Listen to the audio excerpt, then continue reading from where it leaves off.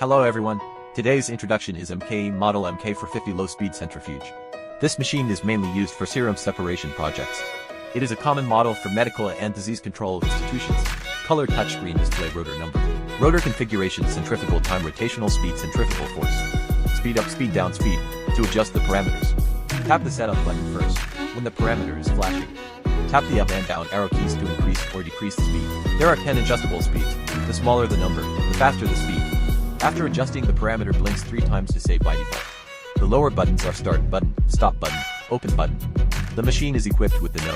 2 horizontal rotor, 4,300 milliliter square cup, with 48-hole cap removal adapter, when separating long tubes. The sample tubes are placed symmetrically and in equal quantities directly into the wells. Before separating short tubes, take off the blue decap holder, remove the middle layer of the adapter. Place the decap holder on the bottom layer of the adapter. Place the tubes in the holes. When there are fewer tubes, put the same amount of water in the other tubes. Water leveling ensures the centrifugation effect.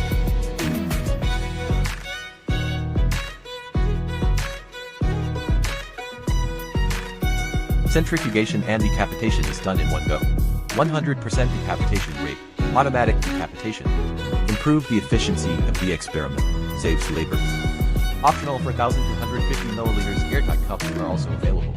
Individual cups are fitted with individual biosafety hoods. Avoid spreading of aerosols during centrifugation. Remove the adapter, loosen the locking nut counterclockwise with an 8mm spanner. Lock nut. Remove the rotor body in the vertical direction of the bearing. Place the rotor in the vertical direction of the bearing. Put on the fixing washer. Tighten the nut manually. Tighten the nut with a 19mm open end spanner. Put in the stainless steel tube sleeve.